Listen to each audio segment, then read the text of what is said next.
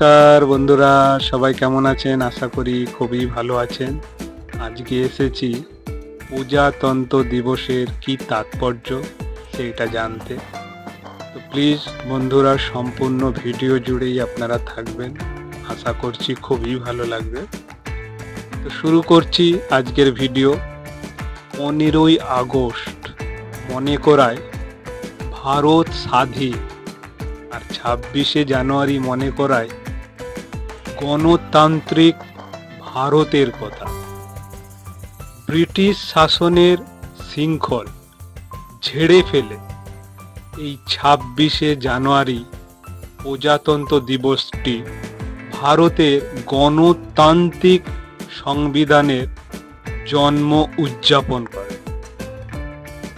এই তারিখটি এতটাই অনন্য তাৎপর্য ধারণ করে যা জাতির ইতিহাসে সারা জীবন স্বর্ণাক্ষরে লেখা থাকবে।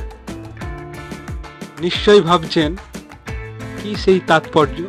চলুন তাহলে সম্পূর্ণ বিষয়বস্তুটা আমরা সহজ করে জেনে নিই।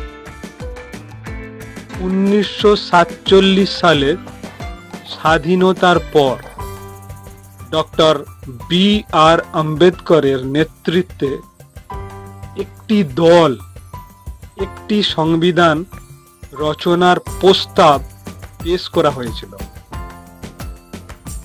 2 বছরের দীর্ঘ আলোচনার পর 24শে জানুয়ারি 1950 এই সংবিধান গৃহীত হয়। ওই সংবিধান কোনো সাধারণ দলিত ছিল না, এটি ছিল নতুন প্রজাতন্ত্রের প্রাণ। একটি গণতান্ত্রিক, সমতাবাদী এবং ন্যায়পরায়ণ সমাজের কাঠামো। গৃহীত হওয়ার 2 দিন পরে সংবিধানটি 26শে জানুয়ারি 1950 সালে কার্যকর করা হয়।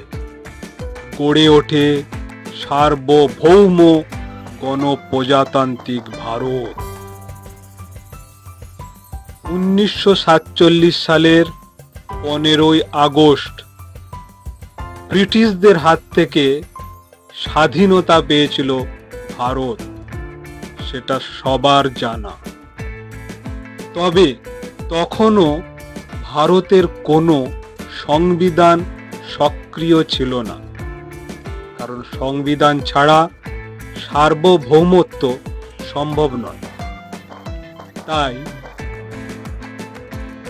পরবর্তী 1947 সালে 29শে আগস্ট ডক্টর বি.আর. আম্বেদকরকে চেয়ারম্যান হিসাবে নিযুক্ত করে গঠন করা হয় একটি খসড়া কমিটি।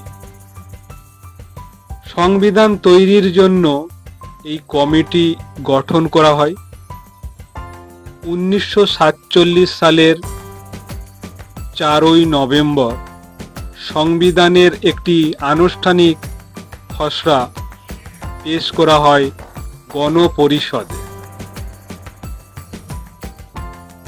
1950 সালের 24শে জানুয়ারি সেই সংবিধান গৃহীত হয় চূড়ান্তভাবে। সংবিধান গৃহীত হলেও আগামী 2 দিনের জন্য কার্যকর হয় না সেই সংবিধান। 26শে জানুয়ারি আনুষ্ঠানিকভাবে বাস্তবায়িত হয় ভারতের সংবিধান। এটি ছিল নতুন প্রজাতন্ত্রের প্রাণ, একটি গণতান্ত্রিক, সমতাবাদী এবং ন্যায়পরায়ণ সমাজের কাঠামো। সংবিধানটি 26শে জানুয়ারি 1950 সালে কার্যকর করা হয়। গড়ে ওঠে সার্বভৌম গণপ্রজাতান্ত্রিক ভারত। অর্থাৎ এই দিন থেকে সংবিধান ভারতকে একটি সার্বভৌম প্রজাতন্ত্রে পরিবর্তন করে। প্রজাতন্ত্র দিবস স্মরণ করে স্বাধীন ভারতের চেতনাকে।